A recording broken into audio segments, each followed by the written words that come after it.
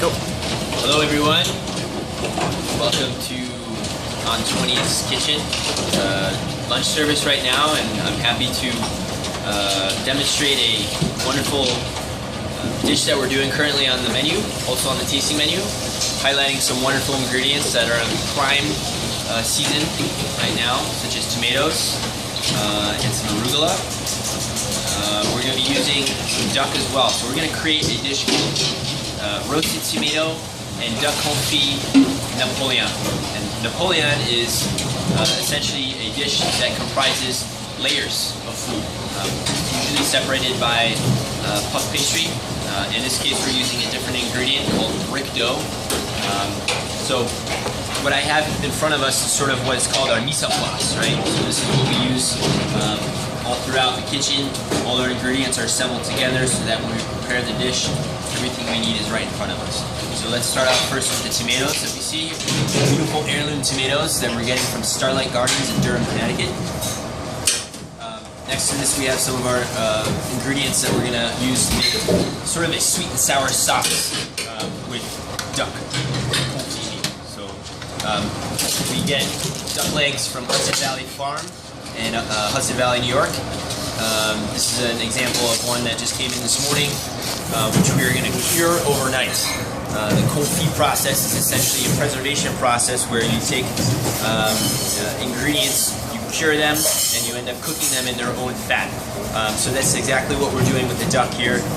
Just a beautiful duck leg that we're going to cure overnight with an herbed salt mixture. So this is just kosher salt with rosemary and thyme and sage, and we sprinkle that liberally over the duck leg, and that's going to cure overnight. It can cure for 24 hours, or it can cure for 48 hours. We typically do an overnight, so even less than 24. We got those cured this morning. Tomorrow morning we'll throw them into a large pot, cover them with duck fat, and throw them in a very slow oven, and they'll cook for about 5 or 6 hours, nice and slow. That's how we achieve this beautiful sort of cooked, braised duck leg meat.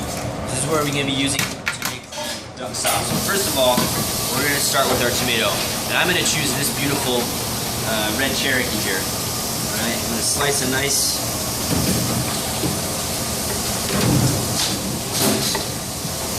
slice like that.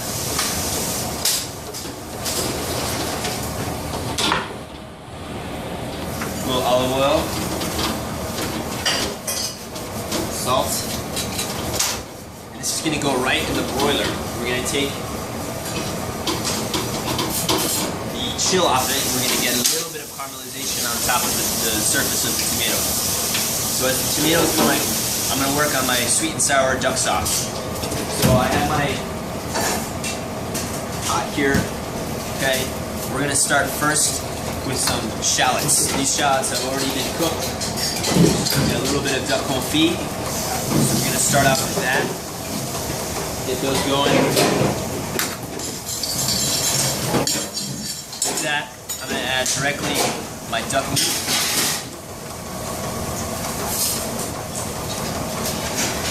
And I get that going on the stove.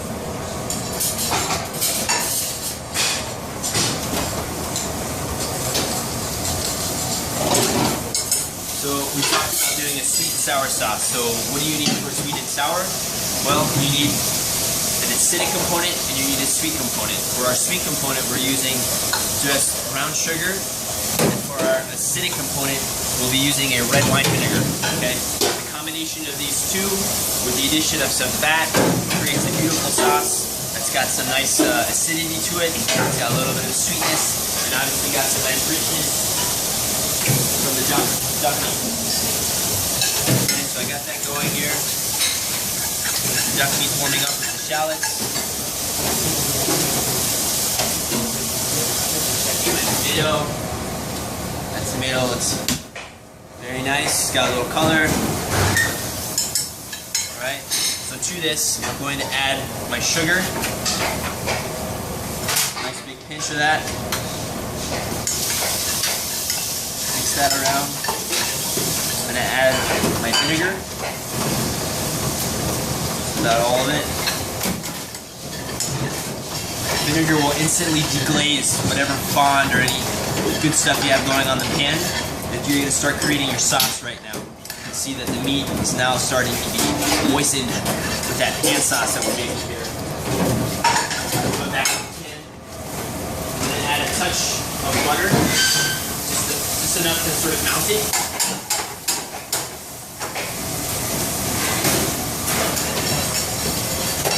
Butter, get that melted, and at the end we like to add a little bit of beet juice.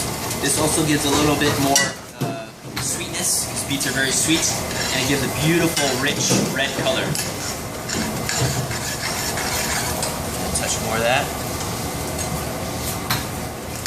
Okay. And what's most important now at this point is that we taste, always tasting our food to see where we're at. Got some nice sweetness. Maybe a little salt.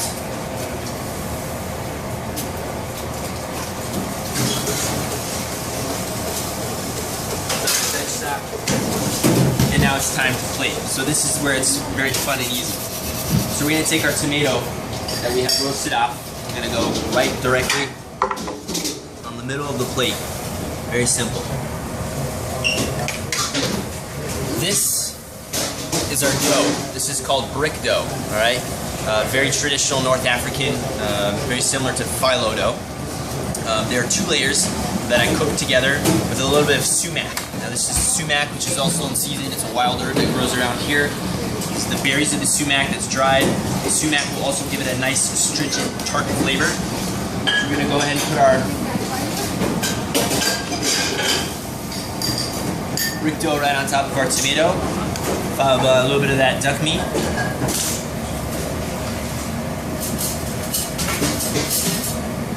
Sort of layer it on top here. This is what's creating our Napoleon. I'm going to put another brick dough layer on top. Then I'm going to take some of the nice fresh arugula that we get from the farm. Just gently sort of melt that into my sauce.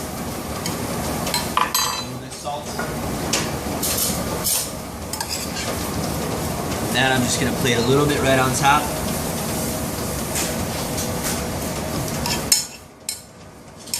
And at the end, I'm going to sauce the plate.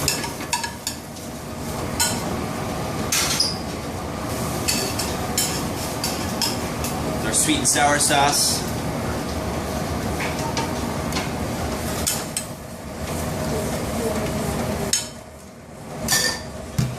Touch of herb oil for color. And there you have it. Roasted tomato and duck confit Napoleon. Bon appétit.